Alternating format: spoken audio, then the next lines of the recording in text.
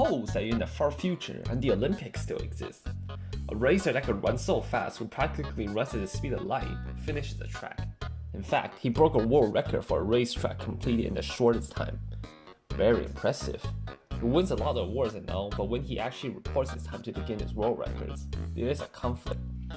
Apparently, the man with the best eyesight in the world was also timing him as he ran, and he came up with a different time for when the racer completed the race. There's now an argument on who is right and who is wrong, and let's just assume that both men are honest and they have 100% accuracy when it comes to clicking a stopwatch.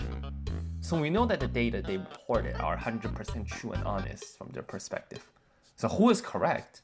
And most importantly of all, why are their times different? Surprisingly, they're both correct, depending on whose perspective you're looking at, really. Now, this is not a debate in philosophy. When I say perspective, I meant it in the context of physics, and the correct term for it would be frames of reference. They both hold the correct time, it just really depends on whose side you take. I'll try to make that clear by answering the second question. Why do they have different times? Is it witchcraft? Well, no, it is actually something called time dilation. Sounds pretty scary, but what time dilation essentially is telling us is that time one person experiences in a frame of reference that moves relative to another person is different than the time the second person sees. The marathon runner experienced a different time than a man who observed him because he was moving relative to the man. Essentially, yes, they're both correct in their own ways. You just have to put yourself in their perspective. But what does this mean? Does that mean time slows down when you're fast? Does that mean you live longer? The answer to those is yes, and here's a formula for it. Proper time here represents the time experienced in a frame of reference where two events that occur sequentially will occur at the same spot, such as 2 ticks of the clock for the marathon runner. And observer time here refers to the time experienced in a frame of reference where two events that occur sequentially will occur at different spots, such as, well, the 2 ticks of the clock of the runner from the observer's perspective. C is the speed of light, where it is 3 times 10 to the power of 8, and velocity is the speed of the other frame of reference, relative to the observer. Both of the values are squared. But formula doesn't explain a phenomenon. To do that, we must look at Einstein's theory of relativity. Einstein's theory of relativity stemmed from 2 postulates that he made. When these 2 postulates combined, it led to an entirely new understanding of our universe. If postulate 2 is true in one frame of reference, then it must be true in all frame of reference, because the laws of physics do not prefer one frame over another. Now, the consequence is that the speed of light must be constant in every inertial frame of reference, because if it's true in one inertial frame of reference, then it should be true in all inertial frame of reference. It is very interesting. It means that if you theoretically rode on top of a rocket ship going at light speed, or maybe if you're on a Toronto TTC bus after 9 p.m., and you open a flashlight, if someone were to measure the speed of that beam of light, they would measure 3 times 10 to the power of 8, and not double that value. Those aforementioned concepts are very important in understanding time dilation. Einstein came up with a thought experiment.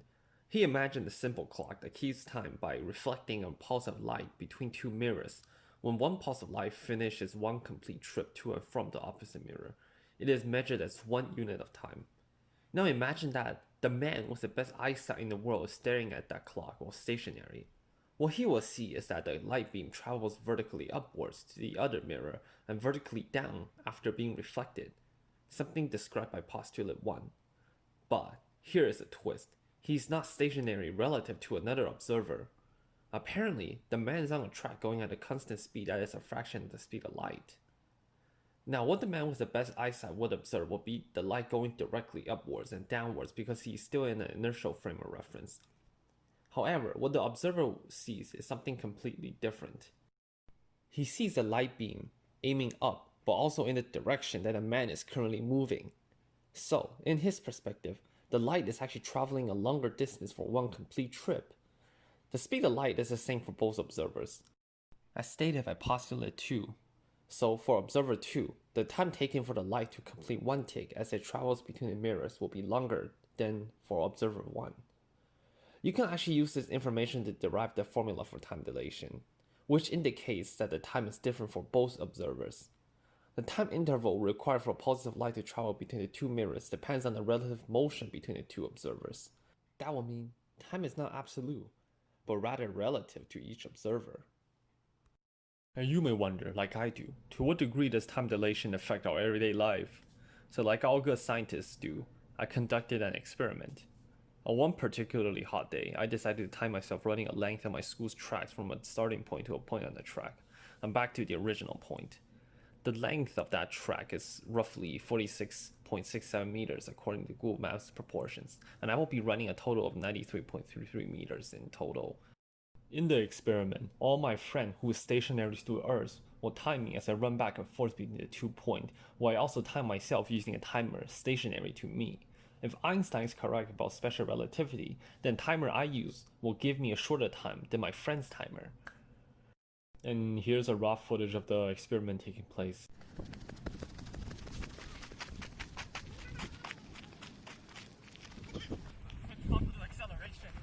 Centripetal! Oh my god. So my time ended up being 21.40 seconds, and my friend ended up being 20.60 seconds. This experimental result contradicts special relativity, as my time is somehow larger than his? Doesn't make sense. But however, at the same time, there were many factors that affected our result. We wanted to redo that experiment again, but unfortunately due to the current pandemic and weather, we had to move out. I had to work with the data I got. I believe the situation of the experiment allows for 1 second to be added to his time. The human reaction time for visual stimulus is also about 0.25 seconds, and that may have also contributed somewhat to the time difference as well. So I decided to see how much difference it will make using mathematics. I'll use 21.4 seconds and the distance to find my speed, ignoring the turn that I did. The distance I traveled was approximately 93.33 meters, so my average speed in this trip will be 4.36 meters per second. Using the time dilation formula, using 21.40 that is proper to my initial frame. The time from his frame of reference will be 21.4. I was so slow that my Casio FX 300 MS calculator did not even notice the difference, and I should have known. Regular terrestrial speed are usually not fast enough to cause a significant time dilation effect. My calculator was not powerful enough to show the minuscule difference my speed made. This chart here below demonstrates that effect pretty well by graphing the ratio between the observer's time and the proper time versus the velocity of the object. I was simply too slow. But nevertheless, there's always something to take away from experiments. Failure is but a stepping stone for humanity to achieve greatness and maybe even, make time-altering technology in our case. Well, that concludes the video. Thank you for watching.